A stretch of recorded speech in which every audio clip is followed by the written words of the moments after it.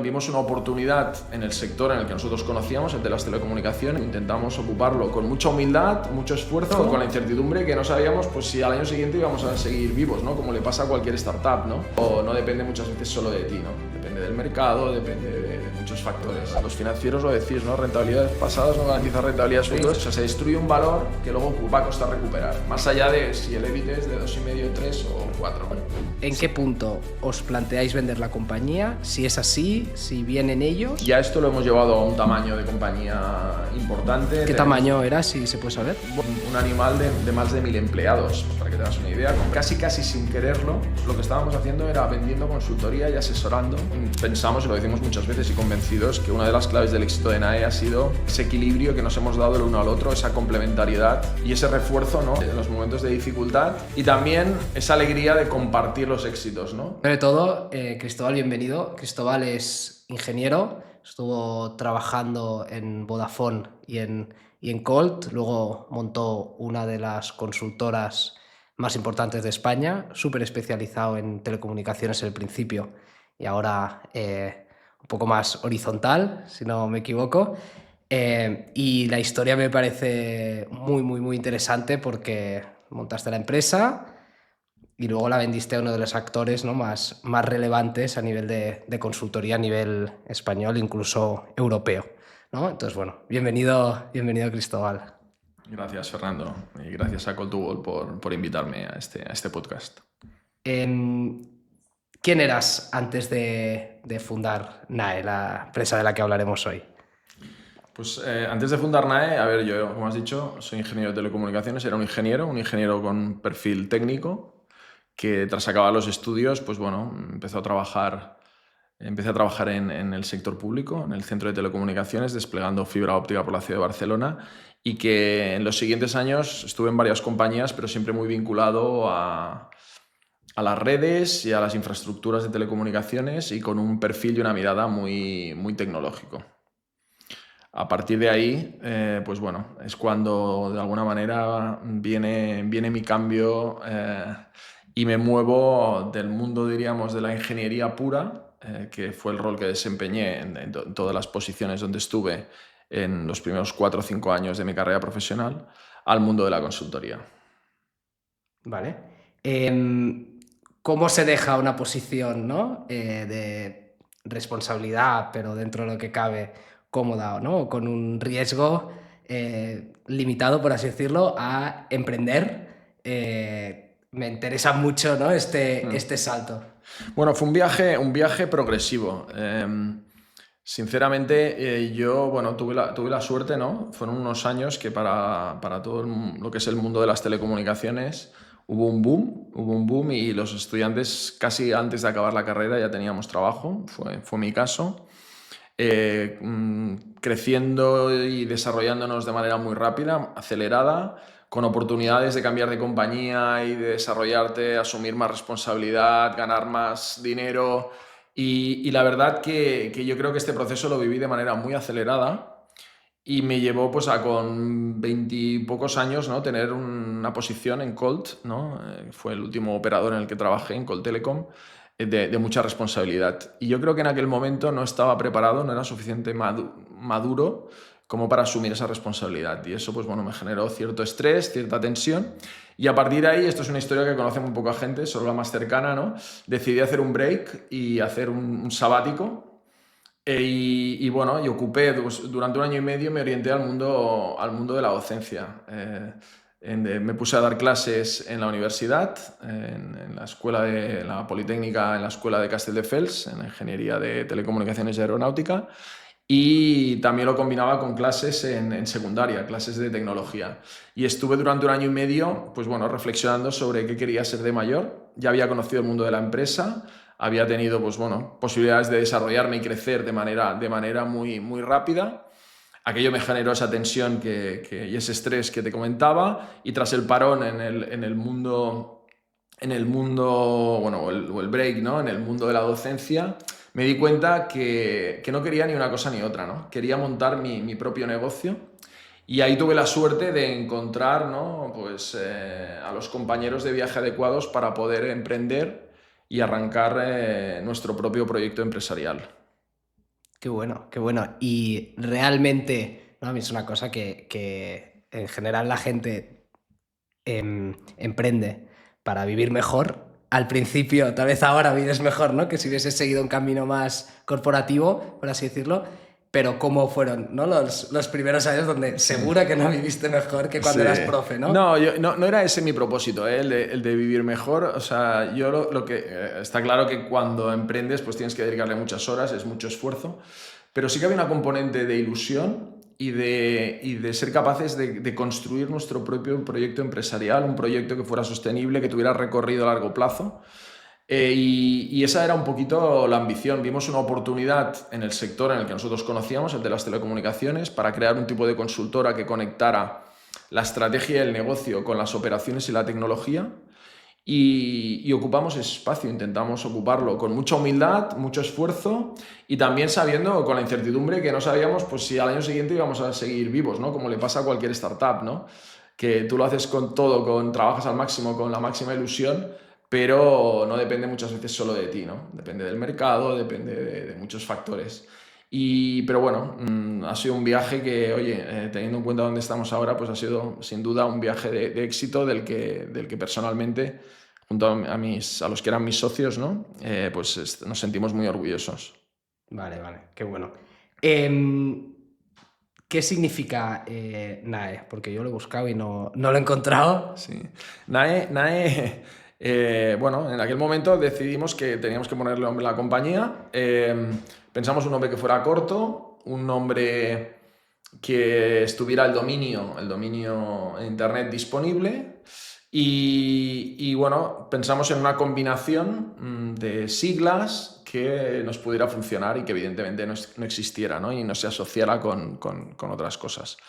Y a partir de ahí cogimos las iniciales de las hijas de los 3 socios fundadores y que son Nuria, Aitana y Emma y fueron bueno, las letras que utilizamos para componer el nombre de la compañía y ha perdurado y todavía sigue. De hecho, una vez integrados dentro, formamos parte, como decía, dentro del grupo Indra, seguimos manteniendo la marca y manteniendo nuestra personalidad, ¿no? Dentro de un gran grupo empresarial de más de 60.000 personas. Sí, sí. Qué bueno. Y junto con tus socios, si no me equivoco, tenías una figura como de coceo, ¿no? Sí. ¿Podrías explicar un poco más? Porque sí que es algo que en startups se ve a veces, pero incluso es raro de cara al inversor. Yo creo que en pymes y empresas más consolidadas en general no existe. ¿Cómo es esto y qué crees que habéis ganado con eso? Bueno, éramos 5 socios, pero realmente los que liderábamos, diríamos, el negocio éramos 2 y decidimos, pues bueno, compartir la responsabilidad.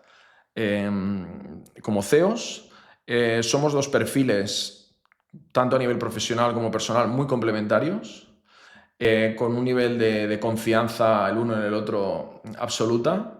Y la verdad que, de hecho, pensamos, y lo decimos muchas veces y convencidos, que una de las claves del éxito de NAE ha sido ese tándem, ¿no? Y ese equilibrio que nos hemos dado el uno al otro, esa complementariedad y ese refuerzo, ¿no? En los momentos de dificultad y también esa alegría de compartir los éxitos, ¿no? De no vivirlos uno solo. Entonces, en nuestro caso es un modelo que ha funcionado y sigue funcionando. De hecho, nuestro actual propietario, nuestro actual accionista, podía perfectamente haber decidido cambiarnos a uno, cambiarnos a los dos, haber pues bueno, planteado otro modelo desde un punto de vista de dirección y bueno, estamos ya a punto de acabar el segundo año desde que nos integramos y seguimos manteniendo ese formato y yo creo que es un formato que entienden, respetan y apoyan, por tanto, pues es un formato de éxito.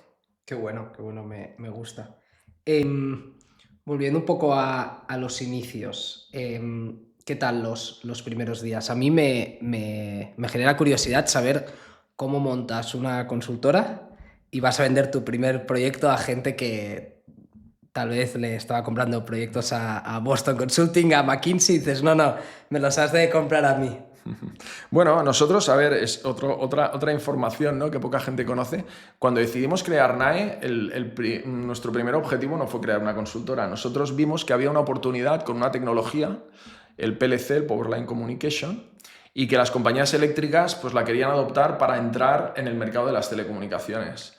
y vimos que ahí había una oportunidad de asesorar a las compañías eléctricas, Iberdrolas, Endesas, etcétera, aportando nuestro conocimiento en las telco. Aquella tecnología al final fracasó, pero fruto de eso sí que empezamos a poner en valor en el sector, porque teníamos contactos, porque sabían que estábamos arrancando nuestro propio proyecto empresarial y nos pedían asesoría, y empezamos a ver que casi sin quererlo lo que estábamos haciendo era vendiendo consultoría y asesorando a operadores de telecomunicaciones.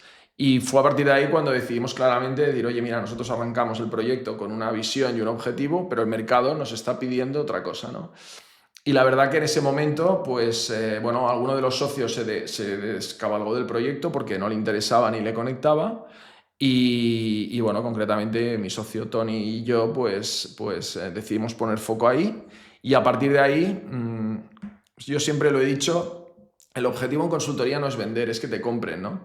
Y es de alguna manera tener ese posicionamiento, ese reconocimiento, ese valor diferencial para pues, poder acompañar a tus clientes, ¿no? ante los retos que tienen del negocio a todos los niveles.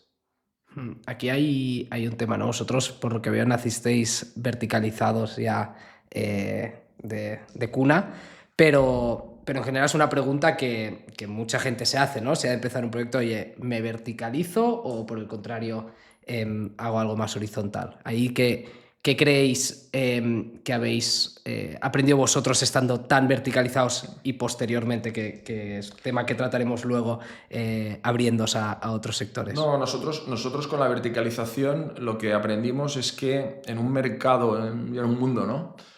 Tan competitivo, lo que es importante es la especialización. Te puedes especializar verticalmente en un sector para un tipo de clientes o en una práctica desde un punto de vista transversal, decir, oye, soy especialista en, ahora que está tan de moda, ¿no? En la inteligencia artificial aplicada a la transformación de cualquier negocio, ¿no? Y eso puede ser cross-sectorial. Pero ahí eres especialista pues, en IA, ¿no? Nosotros éramos especialistas en el negocio de las telco, tocando todos los ámbitos, la estrategia, el puro negocio, las operaciones, la tecnología, y lo que vimos es que lo que había que hacer es seguir especializándose y seguir avanzando en ese nivel de especialización, porque es lo que a la postre nuestros clientes valoraban. Entonces yo aquí lo que recomendaría es y sobre todo cuando para los emprendedores que nos escuchen, que es importante saber, ¿no? Conectar tu propuesta de valor con un espacio en el mercado que, si es posible, no esté ocupando nadie más, ¿no? Y ahí hacerte muy fuerte. Luego ya vendrán oportunidades para crecer a nivel de oferta, a nivel geográfico, a nivel sectorial, pero siempre desde esa especialización, que es lo que te va a permitir diferenciarte. Vale. ¿Y qué marcó, ¿no? Supongo que, o a veces nunca es un solo momento, pero algún momento que digas, oye, esto marcó un antes y un después, ¿no? Empezáis, seguro que primeros proyectos con el PLC, pero ¿qué crees que pudo marcar un antes y un después? Bueno, yo creo que lo que marcó un antes y un después también, muchas veces, ¿no? Cuando emprendes hay una componente de suerte, y es el momento en el que estaba el mercado. Y fue un momento donde hubo un boom. Tú eres joven y no lo recordarás, pero fue cuando apareció el ADSL. Cuando realmente se empiezan a desplegar las primeras redes y servicios de banda ancha, que no era nada comparado con lo que tenemos hoy en día con la fibra, pero en aquel momento fue el boom de Internet y por un lado, pues las redes fijas, ¿no? Te permiten que en casa puedas tener pues, servicios de conectividad de banda ancha, que era algo antes muy escaso, solo accesible a las empresas. Y luego también coincide con el boom de la telefonía móvil. La telefonía móvil y los datos móviles, ¿no? La banda ancha móvil. Y eso lo que hace es que haya un boom en el sector, y si eras capaz de tener pues, bueno, algo que aportar al sector en un momento de tanto crecimiento y transformación, y nosotros, pues bueno, basado también en nuestro background que traíamos de nuestros primeros años profesionales trabajando en operadoras, y siempre muy atentos, ¿no? A lo que la tecnología permitía, conectado con el negocio, nuevas oportunidades, nuevos servicios, y siempre hemos tenido un discurso también muy pragmático, muy hands-on, muy de hacer que las cosas pasen, ¿no? Decíamos, nosotros no nos quedamos en el PowerPoint, nosotros hacemos que las cosas pasen. Y en un momento donde había que hacer tantas cosas, pues fuimos muy bienvenidos por el mercado, ¿no? Y lo que te decía al principio, o sea, nuestro foco no era la venta, sino era el delivery, el ser capaces de atender toda la demanda, y poquito a poco nos fuimos haciendo un nombre y posicionándonos. Y bueno, y ahí seguimos, ¿no? Ahí seguimos creciendo y aprendiendo, pero ya con un peso específico importante en el sector. Vale, porque ahí ese gap, ¿por qué no lo estaban cubriendo las consultoras tradicionales? Bueno, porque son precisamente más generalistas. Es muy difícil en las grandes consultoras globales, que luego yo creo que es algo que han aprendido y están trabajando, ¿no? Pero es muy difícil ser especialista en todo. Ellos cubren todos los sectores, todas las prácticas, y en todo intentan alcanzar ese mínimo nivel de especialización, porque si no es difícil competir con otras empresas más de nicho que sí que tienen ese expertise. Vale. Entonces, creo que hay una pregunta que no te he hecho, pero que creo que sería bueno que expliques. Ya hemos puesto un poco en contexto, pero oye, ¿qué hacéis en NAE? Y bueno, expliquéis un poco la propuesta de valor, que es muy interesante. Sí. No, bueno, en NAE somos una compañía de consultoría, claramente, expertos en el sector telco, y que ayudamos a nuestros clientes bueno, pues a transformarse para poder aprovechar los retos y oportunidades que trae el sector. Es un sector que está muy pegado a la tecnología y a la transformación que la propia tecnología trae, tanto desde un punto de vista de transformación de las infraestructuras, de las redes fijas y móviles, como desde un punto de vista de los servicios, con el impacto que eso tiene a nivel de demanda, como la demanda ha ido evolucionando en función de las posibilidades que la tecnología ha ido aportando. Y ahí los retos son máximos. Por tanto, pues bueno, es muy importante definir bien, como en este caso, ¿no? Cuando nos hemos centrado en el mundo de las operadoras, qué tipo de operadora quieres ser, cuál quieres que sea tu posicionamiento, qué tipo de oferta, a qué segmentos de mercado te diriges, con qué servicios, cómo preparar bien tus operaciones para poder cubrir de manera eficiente y excelente esa propuesta de valor, y luego toda la tecnología que hay detrás. Nosotros lo que hemos sido capaces es de cubrir un poco ese end-to-end, ¿no? Desde la tecnología al cliente, al negocio, o al cliente de nuestro cliente, o desde el cliente de nuestro cliente hasta la tecnología. Y entendiendo muy bien pues bueno, los retos en cada uno de los ámbitos. Y para eso, evidentemente, hemos tenido que incorporar talento y desarrollar talento especializado en todos esos ámbitos. No es lo mismo un ingeniero especialista en planificación y diseño de redes móviles que un especialista en sistemas de IT, de soporte al negocio, que un especialista en marketing para el desarrollo de oferta o para el desarrollo de los canales comerciales, que pues bueno, el perfil o las necesidades que puede tener un responsable de M&A de una telco, ¿no? Si se está planteando cómo crecer desde un punto de vista inorgánico. Y ahí nosotros tenemos ese expertise muy verticalizado, pero también ahí, diríamos, con unas capacidades que pueden cubrir esos retos que una telco tiene a todos los niveles. Vale, y aquí tengo una pregunta, y seguro que habéis aprendido por el camino. ¿Cómo te haces neutral cuando trabajas para todos los operadores que a veces son competidores? ¿No? Lo digo porque seguro que os ha pasado, en un periodo corto de tiempo os vienen dos compañías, dos proyectos que quieren tener una estrategia parecida, ya sea orgánica o inorgánica, y realmente tu consejo para los dos a priori sería el mismo, ¿no? Oye, tendríais que comprar estas empresas que son las que mejor van y expandiros hacia líneas móviles y no sé qué. ¿Cómo va esto? Porque me parece súper interesante. Bueno, ¿cómo logras que se te perciba neutral? Lo primero, siendo neutral y creyéndote que eres neutral, que eres aséptico a cualquier tecnología, y que cuando estás con un cliente te debes a él y te tienes que olvidar del resto. Es importante, evidentemente, que esto permee dentro de la organización. Es importante también ser honesto y transparente con los clientes y saber decir que no a determinados proyectos cuando ves que hay un conflicto de intereses. No puedes estar en un mismo proceso trabajando para dos compañías que compiten. Y luego hay un aspecto, digamos, más subjetivo que puede ser de desconfianza de que un cliente sepa que estás trabajando con otro y tenga miedo de que... Yo creo que es un tema que es una confianza que te vas ganando con el tiempo, que vean que eres honesto, que vean que en ese sentido eres súper profesional, que no hay información, evidentemente, que se filtre de un lado a otro bueno, con las famosas murallas chinas, ¿no? Y a partir de ahí también, cuando te vas haciendo un nombre y empiezas a ser ese referente, pues bueno, oye, los clientes quieren trabajar contigo también por ese conocimiento que tienes generalizado del mercado que has ido acumulando de trabajar con todos los clientes durante muchos años.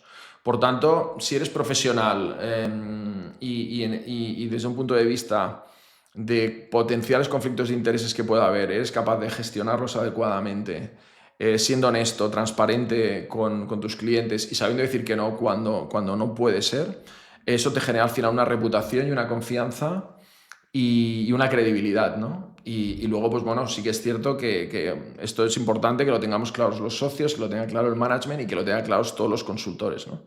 Porque nuestra carrera siempre ha sido como, o sea, siempre hemos tenido una mirada muy larga, muy a largo plazo. Nosotros queremos estar aquí dentro de muchos años, igual ya no estaré yo, pero habrá otras personas y queremos que el proyecto de NAE perdure. Y para eso es importante, ¿no? Hacer bien las cosas y en este sentido pues es muy importante esa neutralidad que no solo, o sea, que no solo parezca sino que realmente sea efectiva. Sí, sí. Totalmente. Vale, hubo un momento, ¿no? Que decidisteis saltar fuera del sector telco. ¿Podrías explicar un poco el por qué? Sí, bueno, es aquel momento en el que queríamos seguir creciendo, veíamos que en el sector telco en España pues habíamos tenido un cierto recorrido, aún podíamos crecer, como de hecho a posteriori vimos que pasó, pero queríamos acelerar nuestro ¿Qué año fue crecimiento. esto?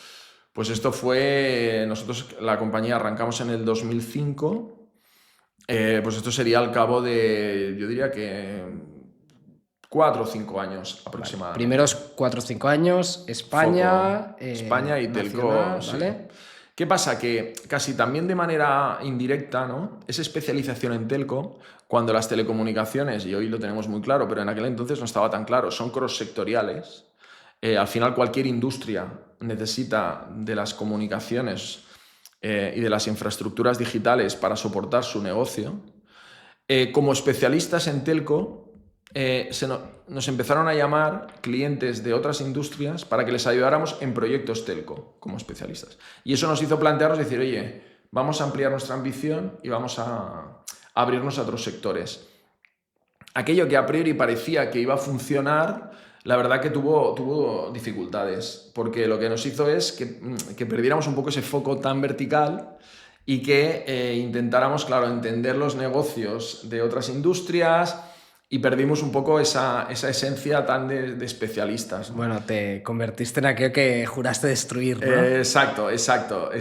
Y ahí, bueno, eso nos hizo recapacitar y decidimos, ok, nos mantenemos en otros sectores, pero con una oferta y una propuesta de valor muy ceñida a nuestro ámbito de expertise, no queriendo entrar en sus negocios, a diferencia de como hacemos en Telco, sino que, bueno, viendo cómo la tecnología y los servicios y las infraestructuras digitales pueden ayudar a esos sectores.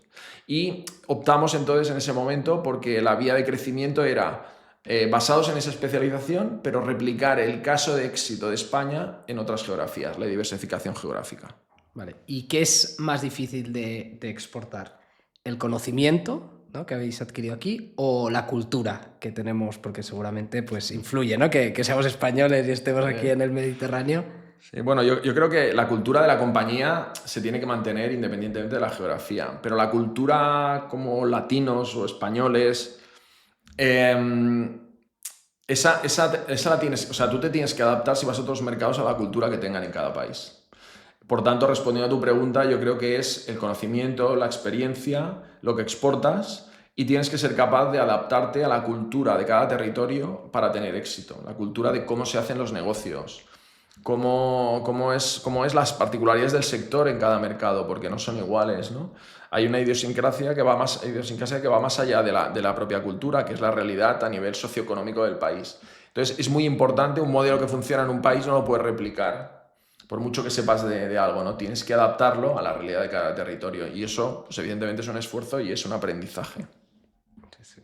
Vale. También hubo un punto en el que incorporasteis a personajes relevantes del sector. ¿Puedes explicar un poquito? Sí, nosotros, bueno, también con esta ambición de crecimiento, nosotros lo habíamos hecho todo a pulmón, tanto desde un punto de vista financiero como desde un punto de vista de conocimiento y expertise, ¿no? Viendo la realidad del mercado e intentándonos adaptar a las oportunidades que surgían. ¿Qué pasó? Que bueno, el mercado también fue madurando, nuestra competencia también fue aprendiendo, todo se fue, y esto lo dice un compañero mío, el mercado en telco y en España además se ha ido hiper sofisticando, y a partir de ahí, y también siempre desde esa humildad que nos ha caracterizado, pues pensamos que el tener una serie de asesores, conocedores del sector, con trayectorias profesionales distintas, nos podía aportar, ¿no? Y su experiencia y su mirada nos podía ayudar a dibujar también las líneas de crecimiento y cómo activarlas a futuro. Y ahí, pues bueno, la verdad que tuvimos la suerte también porque ya habíamos logrado ese posicionamiento de ser atractivos para que también estas figuras relevantes del sector se fijaran en nosotros y tuvieran interés en colaborar con nosotros. Vale, vale, porque al final, pues alguien que viene, ¿no?, de Telefónica, que se fije en una empresa que factura, no sé, 5 o 10 millones de euros, es un hito, ¿no? Sí, sí, no, sin duda. Supongo que te estás refiriendo a Luis Miguel Gil Pérez, Por ejemplo. Pues un gran profesional y gran amigo y un referente, yo diría que uno de los padres, ¿no?, del sector de las telecos en España, de las telecos modernas que hoy todos conocemos. Y la verdad que, bueno, más allá del fit, ¿no?, de la conexión a nivel personal, que yo creo que eso es importante, y la complementariedad, ¿no?, porque siendo perfiles muy distintos veíamos que nos aportábamos mutuamente. Pues la verdad que muy orgullosos de que él, pues cuando nos acercamos a él, tuviera interés en colaborar con nosotros.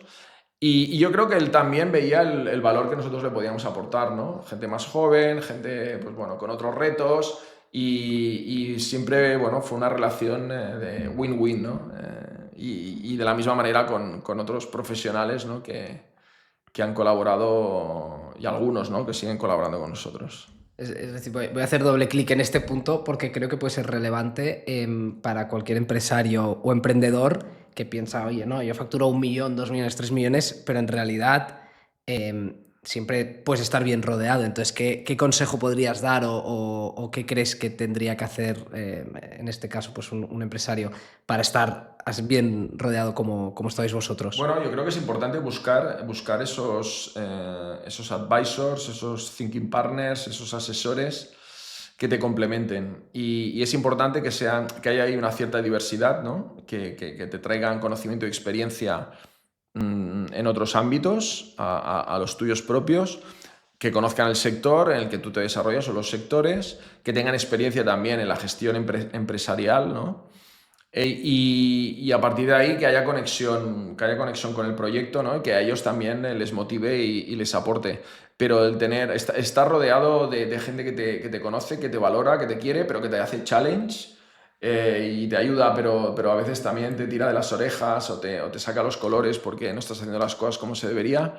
Yo creo que forma parte del aprendizaje para lograr construir un proyecto de éxito. Por tanto, yo casi a cualquier emprendedor y en cualquier fase a lo mejor el primer advisor que puedes tener en un proyecto cuando eres muy joven y estás arrancando, ¿no?, una startup, pues es tu padre o tu tío o un amigo de tu padre, o, ¿sabes? Puede ser los famosos friends and family, te pueden ayudar también, ¿no?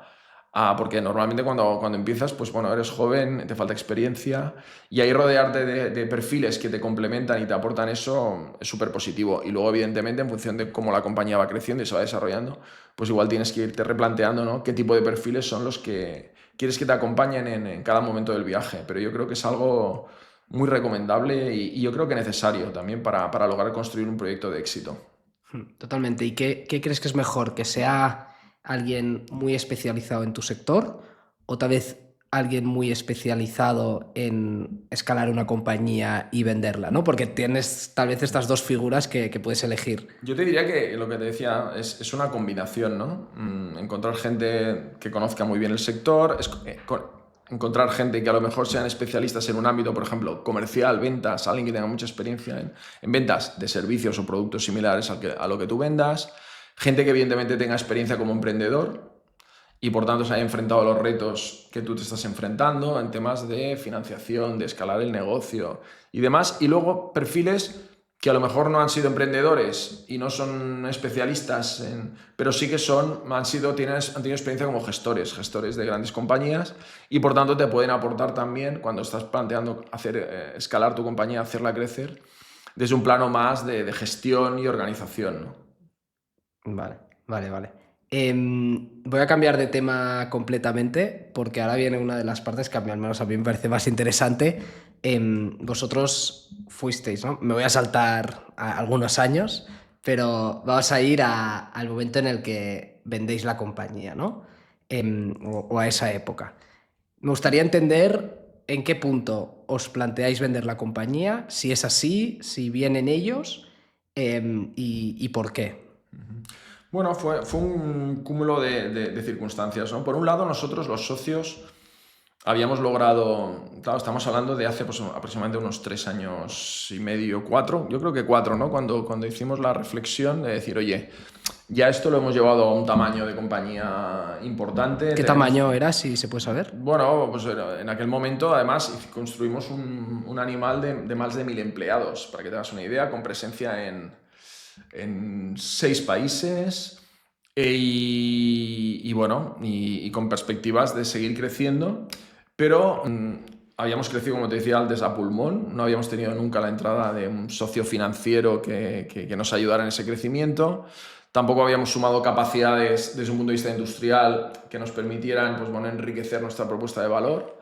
Y ahí vimos que si queríamos crecer, o sea, llevar la compañía al siguiente nivel, ¿no? Desde un punto de vista de crecimiento. Y por otro lado, queríamos que la compañía perdurara, ¿no? Con una mirada de legado, ¿no? De decir, oye, es que queremos que esta compañía nos trascienda. Solos no lo vamos a lograr. Necesitamos un compañero de viaje. Y ahí, pues bueno, lo que hicimos fue un proceso de reflexión de cuál sería el compañero de viaje o cuáles podían ser los compañeros de viaje que nos pudieran acompañar en esa siguiente etapa. Y ahí estuvimos valorando, ¿no? Si buscar pues, un socio inversor, un perfil más financiero o un socio industrial. Y lo que vimos es que lo que tenía sentido, ¿no? Por el proyecto que teníamos, por a dónde queríamos ir. Y por la complementariedad que buscábamos con ese socio, que fuera un socio industrial. Alguien que, más allá de que tuviera músculo financiero y capilaridad desde un punto de vista geográfico, porque tuviera una presencia pues, lo más global posible, que también nos pudiera complementar con capacidades y recursos, ¿no? Desde un punto de vista del delivery complementarios a los nuestros. Y ahí, pues, acabábamos de hacer justo esa reflexión, empezamos a pensar si abríamos un proceso o cómo lo hacíamos, y ahí justo llamaron a nuestra puerta. Es como que tienes claro, ¿no? ¿Qué pareja quieres para tu futuro? Y dices, oye, me gustaría este tipo de persona. Y cuando la tienes bien definida, aparece una que encaja bastante, ¿no? Entonces, no diría un amor a primera vista, pero sí que desde el primer momento nos gustamos y vimos que aquello tenía sentido explorarlo. Porque de uno y otro lado, precisamente, pues Indra, Insight, que veía la oportunidad para crecer en el sector telco y veía que necesitaba ese nivel de especialización, sobre todo en el ámbito de consultoría, que una compañía como NAE le podía aportar. Y nosotros veíamos pues, en Indra Insight un gran grupo empresarial con presencia en prácticamente todo el mundo, con capacidades de aportar tecnología, con capacidades de operación y que nos permitiría pues, poder ambicionar y aspirar a proyectos de mucho más tamaño, mucho más transformadores y por tanto pues, bueno, lo veíamos como un camino natural a nuestro crecimiento y desarrollo. Y ellos nos vieron como una pieza pues, para su engranaje que podía encajar muy bien y que desarrollarla de manera orgánica pues habría sido un esfuerzo para ellos, ¿no? Y a partir de ahí, pues bueno, se abrió un proceso, que fue un proceso largo, yo creo que más largo de lo que esperábamos, de uno y otro lado, pero bueno, que con final feliz. Sí, Sí. ¿no? Porque al final, en ese momento, corrígeme si me equivoco, pero Minsight tenía ganas de crecer, por así decirlo, o necesidad. Vosotros teníais ganas de vender porque ya es algo que supongo que por consejo lo había decidido así, pero estos procesos siempre ¿no? Son más largos de lo que a uno le gustaría. Tengo varias preguntas, voy a empezar por la primera. Emocionalmente, ¿cómo es estar 15 años con tu empresa siendo independiente a venderla con todo lo que conlleva? Y no solo el hecho de venderla, que es el día de la firma, sino el proceso de venderla, que es un poco estresante. Sí, bueno, respecto al proceso ha sido realmente un aprendizaje porque ninguno de los socios habíamos pasado por un proceso similar. Entonces, bueno, seguramente algunas cosas igual las haríamos de manera distinta. Fue un proceso muy estresante que también, y yo aquí ¿no? Para emprendedores que estén en una situación así o en un momento de plantearse un exit, un consejo que les podría dar es que no se desenfoquen del negocio, porque los procesos son largos. Nosotros al principio pensamos que podía, como hubo un match muy rápido, pensamos que iba a ser todo muy rápido de los dos lados, pero luego, pues bueno, estos procesos llevan tiempo. Y ahí enseguida nos dimos cuenta que aquello se iba a alargar y que era importantísimo no despistarse del negocio. Por tanto, oye, tú tienes que seguir trabajando como si aquello nunca fuera a pasar. Y en paralelo, evidentemente, hay un proceso abierto al que también le tienes que dedicar, pero que intentar que no interfiera el uno en el otro. Porque si no, pues hay el riesgo, ¿no? Que en un proceso largo pues, se deteriore tu negocio, tu posicionamiento, porque le has estado dedicando más energía al proceso de venta o de búsqueda de financiación o de socios versus lo que es el core y lo que realmente te permite que aquello tenga un valor, ¿no? Que es el propio día a día de la compañía. Sí, porque luego si dices que vas a cerrar con 3 millones de EBITDA Claro, y luego estás bueno, en 2,5... Pero eso ya no es tan... Sí, eso te puede impactar desde un punto de vista de valoración, ¿no? Que te la van a tirar para abajo. Pero más allá de eso, es también desde un punto de vista de posicionamiento del mercado, de tus clientes, de tu equipo, que hay que cuidarlo. O sea, aquí, porque hayas logrado muchos éxitos en el pasado, los financieros lo decís, ¿no? Rentabilidades pasadas no garantizan rentabilidades futuras. Pues aquí es lo mismo, por muy bien que lo hayas hecho, si empiezas a entregar mal, si empiezas a fallar a tus clientes, si empiezas a no ser... a no mantener bueno, el trato y el cuidado y la relación con tu equipo, que esto son riesgos con los que te puedes encontrar si te centras solo en el exit. Pues bueno, es un precio que luego a posteriori, o sea, se destruye un valor que luego va a costar recuperar, más allá de si el EBIT es de 2,5, 3 o 4. Sí, nosotros, bueno, nos hace algunos cursos un hombre que se llama Salva Vadillo, que es negociador bueno, muy amigo de todos de la empresa, es un gran tipo, un saludo aquí, Salva, que es negociador en situaciones de crisis con rehenes y luego lo explica y lo aplica a empresas, ¿no? Es espectacular, hace unos cursos. Y explica una cosa que es muy interesante y que dice que el negociador no decide y el decisor no negocia, ¿no? Entonces, ¿cuánto de importante crees que ha sido, o si lo volvieseis a hacer? Oye, uno está con la operación y otro con la operativa, porque partirse entiendo que tampoco es fácil. No, aquí lo que hicimos fue, y es lo que yo también recomendaría en estos casos, es contratar a un asesor, en este caso asesores, que son los que llevan el día a día y los que realmente están liderando la negociación. Pero bueno, tú al final estás detrás. Y con Tony, con mi socio, al final estábamos los dos con el negocio y con la operación, pero sí que hubo un momento, al cabo de unos meses, que hicimos ese clic de decir, pero la prioridad es el negocio. O sea, ante la duda, si había que despriorizar una reunión, era la de la venta. Porque si era importante estar con un cliente, porque había una oportunidad, porque un cliente te pedía que... Entonces, la prioridad era el negocio y lo otro, ¿llegaría o no llegaría? Porque tú sabes que, bueno, pueden pasar muchas cosas a nivel de sector, en el propio Indra nosotros empezamos con un CEO y acabó con el proceso con otro CEO, que ahora ya no está de más. De las personas que estuvieron participando en nuestra compra, pues muchas han dejado la compañía, ¿sabes? O sea, se producen muchos factores que pueda ser que al final aquel deal no se produzca habiéndolo hecho todo bien, pero por cuestión de tiempo, ¿no? Porque cambia las condiciones de contorno. Por tanto, lo importante era el business. Y en el momento en que también nos dimos cuenta de eso, también tuvimos como un descanso, ¿no? Decir, oye, que nosotros queremos que esto siga creciendo, se siga desarrollando, trascienda y lo haremos con Indra, con Minsight o con otros o seguiremos solos. Pero en cualquier caso lo importante es el proyecto. Y eso también nos dio esa calma para poder gestionar todo el proceso con menor ansiedad, ¿no? Y sin impactar al negocio. Vale. ¿Y cuáles fueron vuestros no negociables durante el proceso? Bueno, nuestros no negociables fueron que queríamos crecer, que queríamos mantener nuestra propuesta de valor, nuestra estrategia, nuestra manera de hacer las cosas, que no queríamos interferencias en la gestión más allá de las, diríamos, razonables, evidentemente, ¿no? Si vendes tu compañía, pues dejas de ser accionista y tienes a otro inversor, ¿no? Que es el que al final ha puesto el dinero y el que es el propietario, pero en lo que es el día a día del negocio, que nos permitieran, ¿no? Pues seguir de un nivel de autonomía altísimo.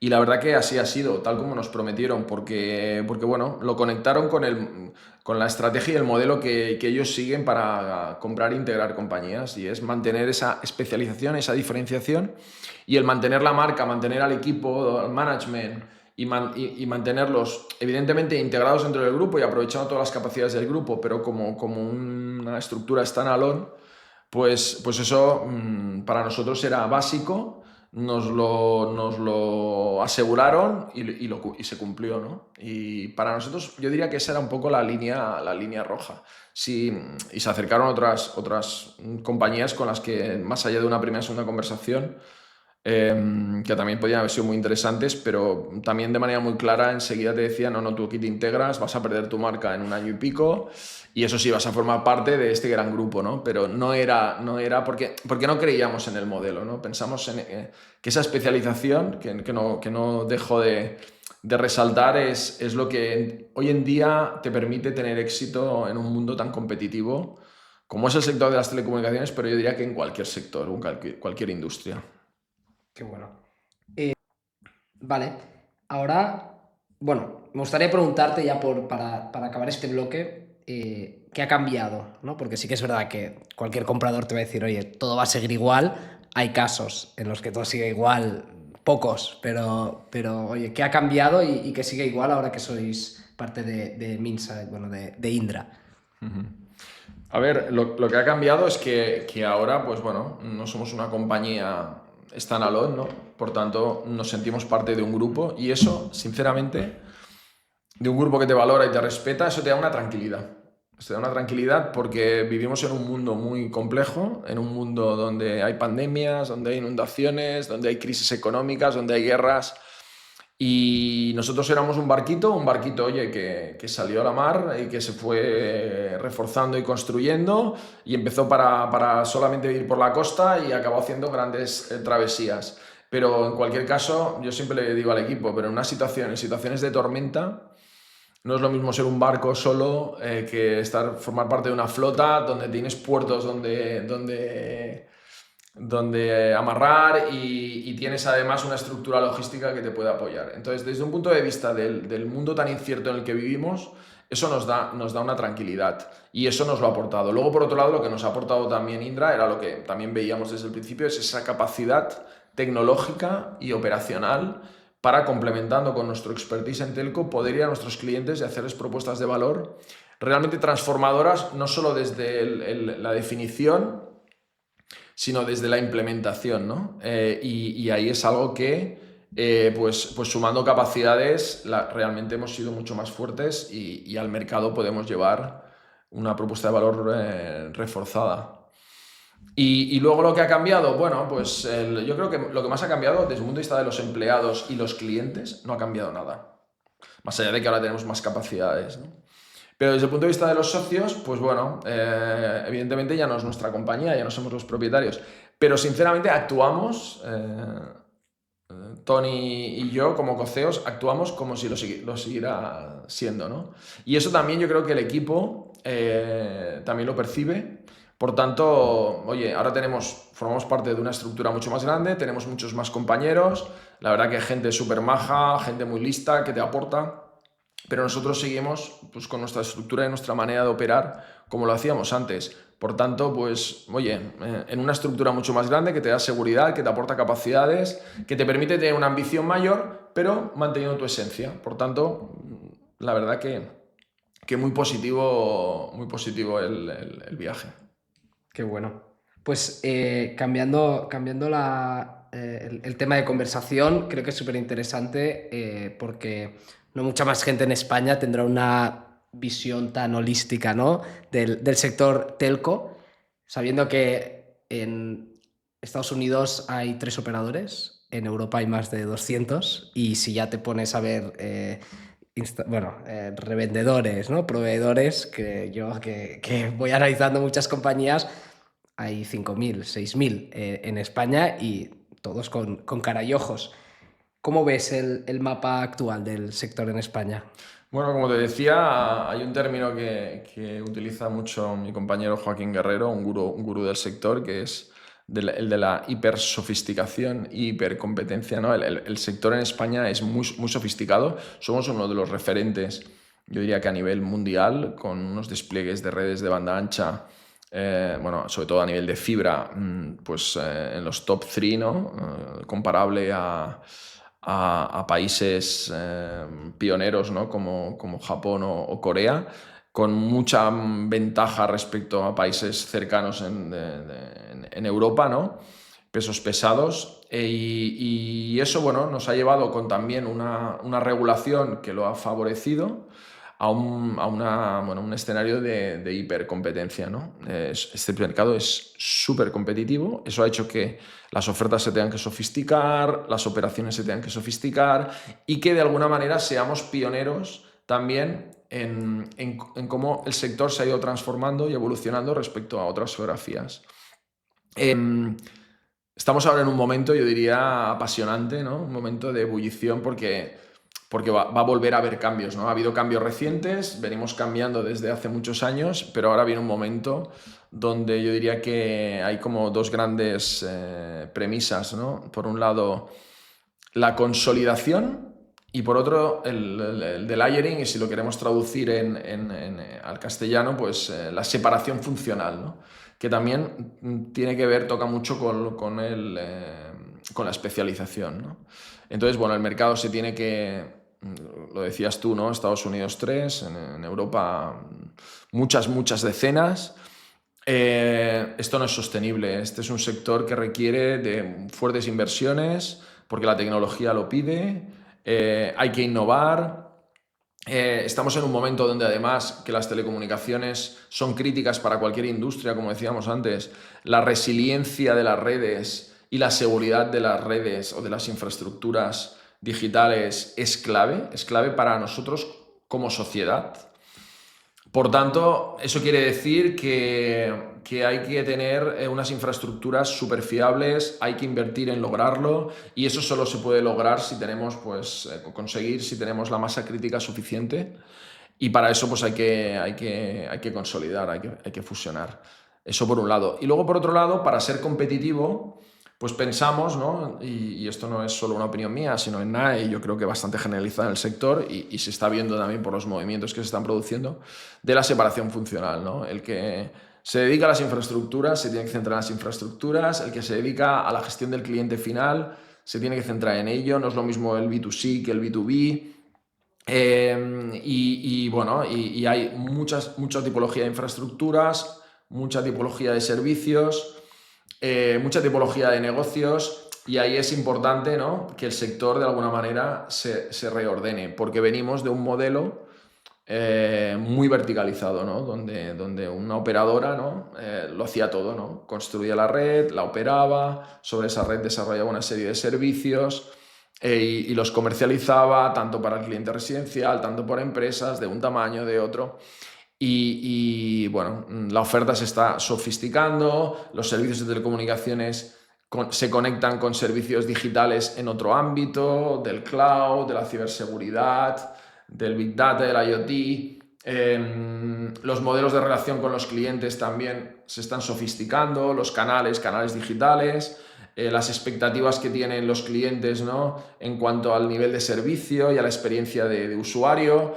Entonces, bueno, no puedes ser bueno en todo y hacerlo todo de manera perfecta y de manera eficiente. Por tanto, esa especialización que viene asociada a la separación funcional pensamos que es la otra clave, junto con la consolidación, para, bueno, que el sector, ¿no?, sea un sector a la altura de lo que la sociedad le va a pedir en el futuro, ¿no? Sí, aquí sobre la consolidación no estará obviamente la consolidación de grandes grupos, que esta es más obvia. Nosotros nos encontramos con muchos pequeños operadores, ¿no?, que facturan 500.000, 1 millón, 1,5 millones, que les explicamos, oye, ¿por qué debería integrarse en un grupo? Eh, y hay veces que no lo ven, ¿no? Y al final decimos, bueno, es que es una... O sea, al final somos nosotros, pero es el sector el que se está consolidando y nosotros somos meros actores, por así decirlo. ¿Qué crees que tendría que transmitirse a estos empresarios del sector bueno, si tiene sentido o no? Bueno, yo creo que tiene todo el sentido. Lo que pasa es que hay que encontrar la fórmula que a ellos les encaje. Ellos tienen un valor que para mí es diferencial, que es la cercanía al cliente. Ellos conocen muy bien su territorio, conocen muy bien a sus clientes, los clientes les conocen muy bien a ellos, el nivel de atención es muy bueno y eso es algo que hay que preservar. Y eso es algo que también hay que trasladarles a ellos.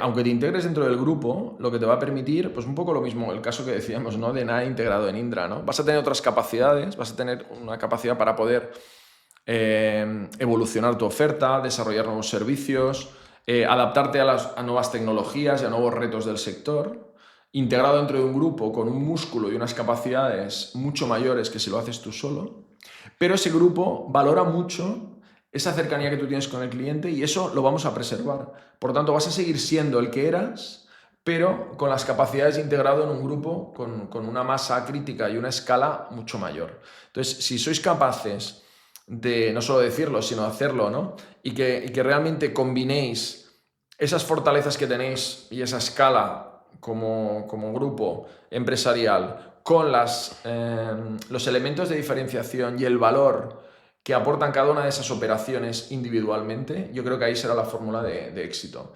Y que de alguna manera, irremediablemente, bueno, lo acabaréis logrando, ¿no? Porque también es cierto que si empezáis a integrar, y ya lo estáis haciendo, compañías y son casos de éxito, ellos mismos serán la mejor credencial para animar a otros a que sigan el mismo camino. Totalmente. En el mid-market, ¿no?, o en operaciones más pequeñas, pues no afecta, pero aquí, por ejemplo, hace unos episodios tuvimos a Tony Amballe de Andorra Telecom, que nos explicó cómo ir a la Unión Europea a explicarle que lo mejor para Andorra es un monopolio, ¿no? Entonces, que es cuanto menos curioso. ¿Qué papel creéis que debe tener aquí el regulador? También obviamente, para operaciones en las que entran, ¿no?, este tipo de... Yo creo que el regulador lo que tiene que entender muy bien es cómo está el mercado en cada momento y tiene que ser un facilitador. Yo creo que el regulador en su momento en España pues hizo un papel relevante facilitando que la competencia y eso al final revirtió en más servicios y a un mejor precio, ¿no? Democratizar los servicios de telecomunicaciones y los contenidos para que pudieran, pues bueno, llegar a todos los ciudadanos. Pero hay que saber adaptarse, ¿no? Y como decía, en un mercado tan hipercompetitivo, sofisticado como el que tenemos en España, pues ahora el regulador tiene que, bueno, entender muy bien dónde estamos y adaptarse y definir políticas que ayuden y faciliten para estos movimientos que se tienen que producir. Yo creo que en ese sentido lo tienen claro y es cuestión de empezar a andar el camino, ¿no? Pero yo creo que tanto el sector, los principales actores del sector, como el regulador y los organismos de competencia, no solo en España, sino a nivel europeo, pues han entendido que ahora la consolidación es lo que toca, ¿no? Si como región Europa queremos tener un peso específico, no nos queremos quedar atrás porque hay que innovar, hay que invertir en infraestructuras que son críticas y eso solo se logra con cierta escala. Por tanto, pues tendrán que ayudar a que eso, con su papel, ¿no?, a que eso se produzca. De acuerdo. Pregunta, ¿por qué en el Mobile World Congress nos hablan de 6G y en realidad el 5G aquí no está llegando. Bueno, o llega, pero en realidad nadie sabe qué pasa con el 5G. ¿Podrías darnos algo de luz aquí? Bueno, el 5G, a ver, el 5G lo tenemos todos. Es cierto que, bueno, todavía no tenemos una cobertura al 100% 5G en todo el territorio y en todas las frecuencias, pero yo creo que eso tampoco sé si va a tener sentido que pase.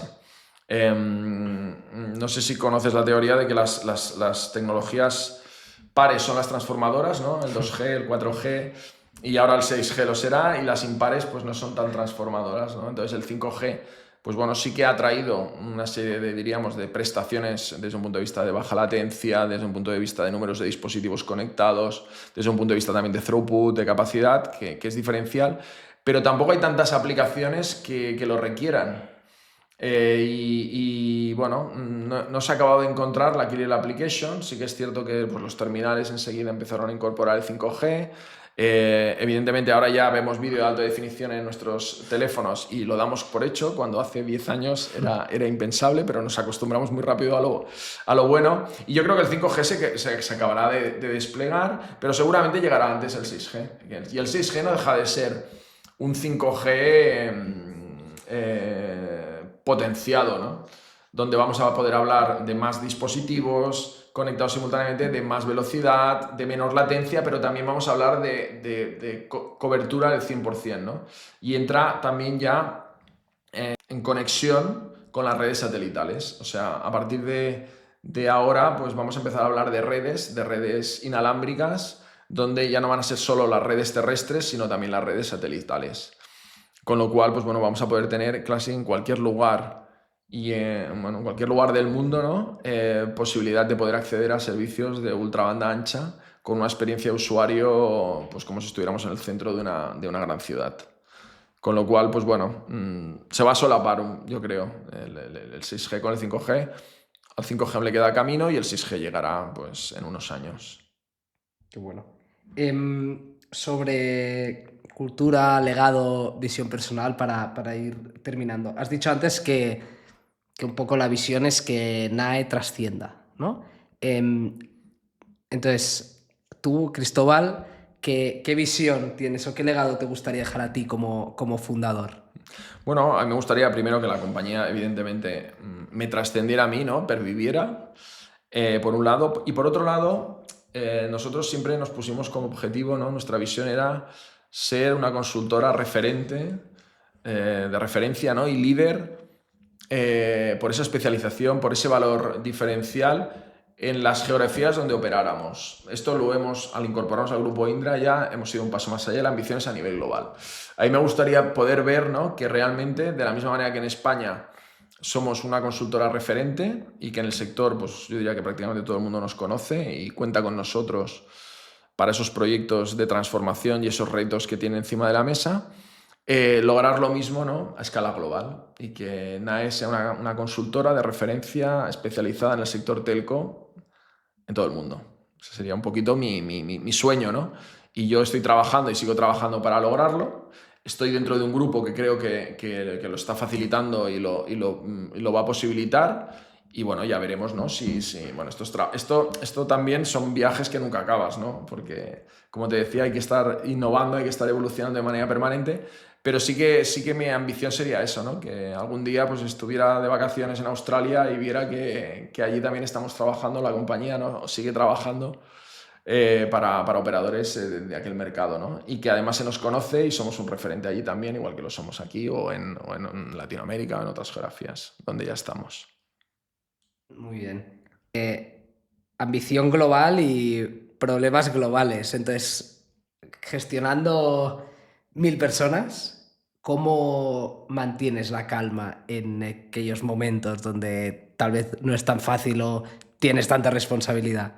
Bueno, aquí es un tema también de madurez. Evidentemente no soy el mismo que era cuando tenía 30 años, ni cuando tenía 40. Vas aprendiendo, vas evolucionando y luego también vas buscando que decíamos, esas ayudas no externas, esos advisors que te van complementando, que te van dando también esos consejos, te van dando esa calma. Y luego, pues bueno, yo adicionalmente a título personal, pues hace unos años inicié un viaje, ¿no? En el mundo de la meditación y demás, y eso me está ayudando, ¿no? También a gestionar desde la calma absoluta pues bueno, los momentos de tensión y la verdad que muy contento porque me complementa, ¿no? Desde un punto de vista de skills más hard que traía, ¿no? Y soft que he ido desarrollando en mi carrera profesional, pero bueno, esto es desde otra óptica, también me está ayudando mucho. Qué bueno.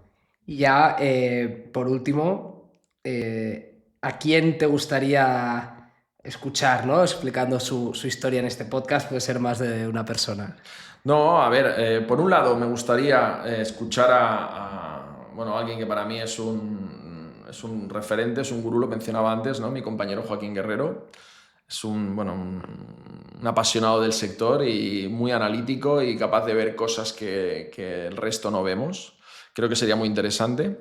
Y luego, yo creo que estaría bien también que pudierais traer aquí a grandes referentes del sector que han sido protagonistas de esa transformación y evolución del mercado, ¿no? Y estoy pensando, pues bueno, en CEOs, ¿no? Que actualmente están en activo, pero que empezaron, por ejemplo, un Meini de MasOrange, ¿no? Creo que es una persona que cuando ellos empezaron, ¿no? Como un MVNO, también es un proyecto de emprendeduría, ¿no? A lo que han construido, ¿no? Y lo que son ahora. Hay otros actores como bueno, pues José Miguel García de Vodafone, muchos profesionales del sector que en Telefónica también, que han ido creciendo y desarrollándose en el sector y siendo transformadores. El propio Luis Miguel Gil Pérez que hablábamos antes bueno, profesionales que están hoy en día muy en activo y que han tenido un papel de liderazgo claro, ¿no? en construir el sector que hoy tenemos. Y estoy seguro que, porque tienen mucha energía, que van a seguir jugando un papel importante en el futuro. Qué bueno. Y nada, para añadir, Joaquín Guerrero tiene un podcast que se llama Telco Superligero, que a los que os interese el tema de telecomunicaciones es un podcast mucho más de actualidad y que es súper interesante, que son así como píldoras más de 20 minutos, ¿no? A veces sí que lo hace un poco más largo, pero que a mí me parece súper interesante y me ayuda a estar al día en el sector. Pues Cristóbal, mil gracias por tu tiempo. La verdad es No, que gracias a ti, gracias a ti. Ha sido un placer y una conversación súper entretenida y muy interesante. Muy bien, gracias. Gracias.